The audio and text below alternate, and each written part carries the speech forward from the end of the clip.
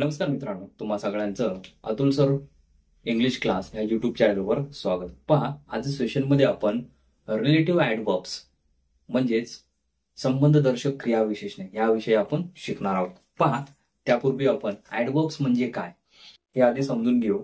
बघा, ऍडवर्ब्स म्हणजे काय? क्रियाविशेषणे. आता याचा रोल काय असतो बघा वाक्यरचनांमध्ये, की जेव्हा तुम्ही वर्बला काय ऍडवर्ब्सचा डायरेक्टली संबंध कशाशी असतो? क्रियापदाशी. पण ह्या वर्बला ज्यावेळेस तुम्ही कसा, केव्हा, कोठे, किती, किती प्रमाणात आणि किती वेळा हे असे प्रश्न विचारता तेव्हा तुम्हाला याची उत्तरं मिळतात. बघा, आजचं जे आहे रिलेटिव्ह ऍडवर्ब्स. काय? रिलेटिव्ह ऍडवर्ब्स. रिलेटिव्ह ऍडवर्ब्स. बघा, रिलेटिव्ह ऍडवर्ब्स म्हणजे काय? संबंध दर्शक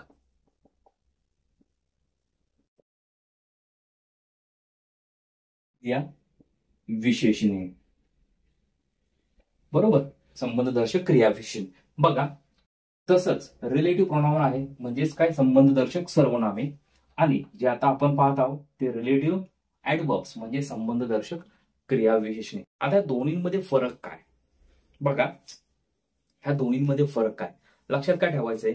संबंध. बघा, संबंधदर्शक सर्वनामे ह्यांचा वाक्यात एखाद्या व्यक्तीबद्दल किंवा वस्तूबद्दल अधिक माहिती सांगते.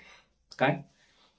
हे रिलेटिव्ह प्रोनाउन मधले जे आपण जे वापरणार संबंधदर्शक सर्वनामे ते डायरेक्टली काय करतात? एखाद्या व्यक्तीचं किंवा वस्तूचा अधिक माहिती सांगतात.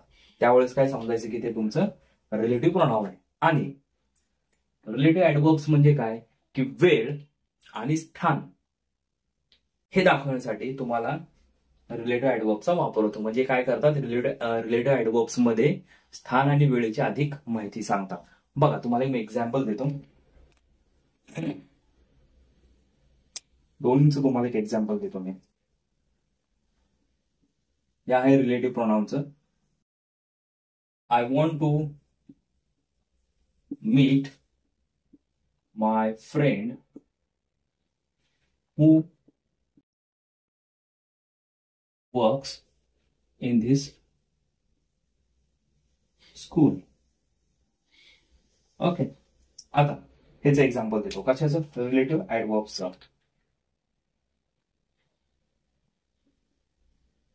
This is the school where I learned. बघा, आता लक्षात काय घ्यायचंय? ज्यावेळेस तुम्ही रिलेटिव्ह प्रोनाउन वापरणार त्याचा संबंध कशासाठी वापरला? बघा, हू हे कायसाठी वापरलेलं आहे? My friend. बघा, I want to meet my friend who works in this school. म्हणजे माझा मित्र, म्हणजे हे हू ह्याच्या संदर्भात वापरले. काय? माझ्या मित्राच्या संदर्भात वापरले, पूर्ण वाक्याच्या संदर्भात नाही. म्हणजे एखाद्या व्यक्ती किंवा वस्तूसाठी वापरलेले, त्याची अधिक माहिती सांगतं. आता रिलेटिव्ह ऍडवर्ब्स म्हणलं तर काय? बघा, संबंधदर्शक क्रियाविशेषणे. वेळ, कुठं? हा पूर्ण ह्याच्याशी संबंध आलेला. This is the school where I learn. म्हणजे लक्षात काय ठेवायचं की ह्यांचा संबंध डायरेक्टली जो तुम्ही नाउन वापरले किंवा जो शब्द वापरला त्याशीच येतो. आणि हे जे तुम्ही रिलेटिव्ह ऍडवर्ब्स वापरले ह्याचा डायरेक्टली संबंध पूर्ण वाक्यातली इतर शब्दांशी संबंध येतो. समजून जायचं की त्यावेळेस हे तुमचं काय आहे?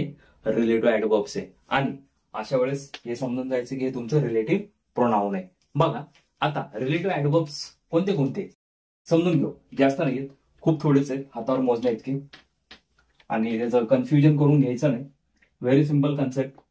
फक्त थोडस लक्षात द्या की त्याच्यातून फरक काय ते. बघा, पहिलं जे आहे तुमचं काय? वेळ. दुसरं आहे वेन. आणि तिसरं जे आहे तुमचं वाय. आणि चौथं जे आहे हाव. आता जे वाक्यरचना बघा. पहिली वाक्यरचना आहे this is the school where I learned. Okay, लक्षात. नंतर वेन. बघा, I know why you are late.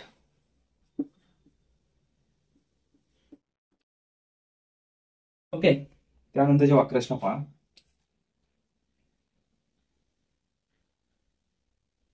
She has learn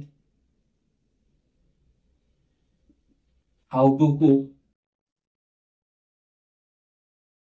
idli. काय? How to cook idli. त्यानंतरची वाक्यरचना पहा.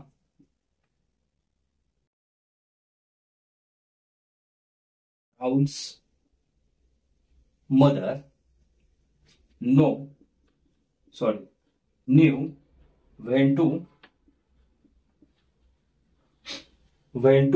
run fast. बघा, हे तुम्हाला यांचा वापर सांगितलेला आहे. हे कुठले कुठले आहे? वेअर, वेन, वाय आणि हाऊ. हे फक्त 4च आहेत. यातला मोस्टली तुम्हाला वेअर, वेन आणि वाय यांचा वापर होतो.